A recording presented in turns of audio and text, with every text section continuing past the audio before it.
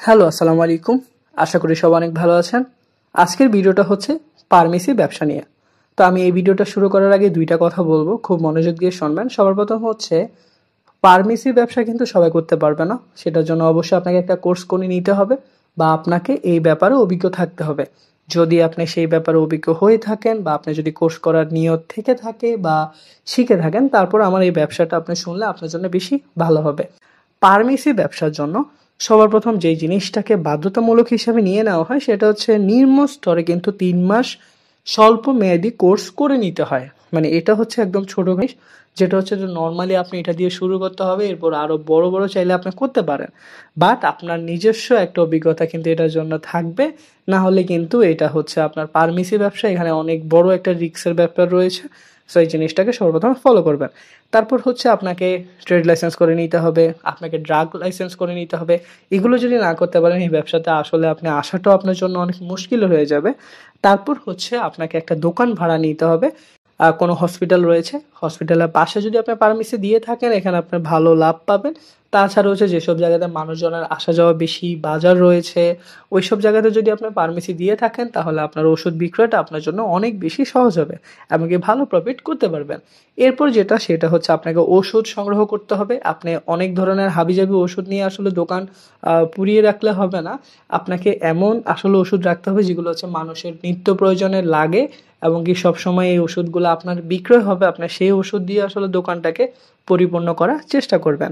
তারপর হচ্ছে যদি লাভের কথা বলে, আমরা সবাই জানি ওষুধের মধ্যে কিন্তু অনেক বেশি লাভ থাকে, কারণ ওষুধ কেনার সময় মানুষ তেমন একটা মূল্যামূল্য করে না। অন্যান্য যেসব প্রোডাক্ট কেনার সময় মানুষ 20 টাকা কম রাখেন, 30 টাকা কম রাখেন, এগুলো বলে, কিন্তু ওষুধের মধ্যে এগুলো হয় না। আর ওষুধের মধ্যে আপনি একটা প্যাকেটে 5 টাকা থেকে 1000 টাকা অনেকে লাভ করে ফেলে, সেটা হচ্ছে আসলে এক একজনের এক এক মন মানসিকতা। বাট আমি আপনাদেরকে বলবো আপনি চেষ্টা করবেন স্বল্প পরিমাণে লাভ করার জন্য। এতে করে হচ্ছে কাস্টমারও অনেক বেশি বাড়বে এবং কি অন্য জায়গা থেকে আপনার কিন্তু সেলটা বেশি বেড়ে যাবে। কারণ এখন কিন্তু কম্পেয়ার করার জন্য বা হচ্ছে যে এই বাজারে অনেক কম্পিটিটর রয়েছে। সো এগুলো চিন্তা করে আপনাকে ভালো লাভ করতে হলে অল্প দামে কিন্তু আসলে বিক্রয় করতে হবে। আপনি আপনার কাস্টমারের সাথে এমন ব্যবহার করবেন যাতে হচ্ছে যে এই কাস্টমার কখনো আপনার থেকে অন্য কারো কাছে না যায়।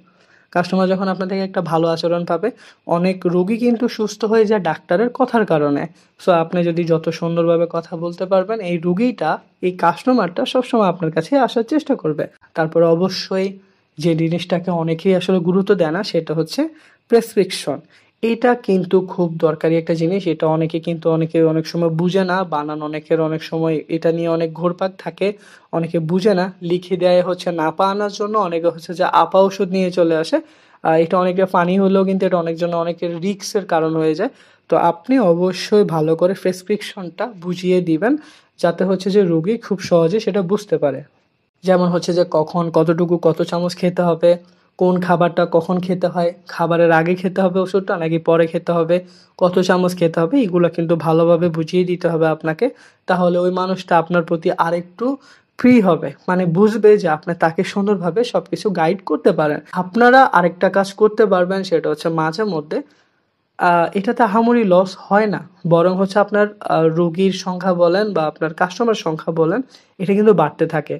যেমন হচ্ছে বিনামূল্যে মাঝে মধ্যে হচ্ছে যে প্রেশারটা দেখে দিবেন, ডায়াবেটিস আছে কিনা সেটা দেখে দিবেন, মানুষের ব্লাড গ্রুপটা চেক করে দিবেন। এগুলো মাঝে মধ্যে ইভেন্ট চালু করতে পারেন বিনামূল্যে। এতে করে হবে কি, আপনার হচ্ছে কাস্টমারটা বাড়বে, আপনার রুগীর সংখ্যা বাড়বে, আপনি বেশি সেল করতে পারবেন।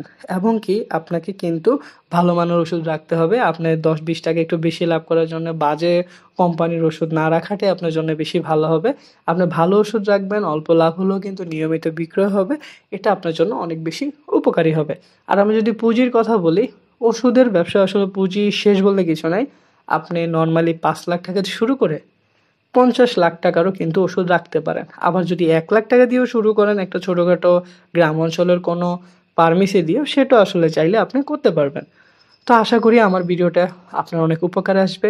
অনেক সতর্কতা অবলম্বন করে কাজগুলো করতে হয়, কারণ ফার্মেসি ব্যবসা যেই সেই লোক করেই ফেলতে পারবে না। আশা করি সবাই আমাকে ভালোবাসা দিবেন, সাপোর্ট করবেন। আসসালামু আলাইকুম।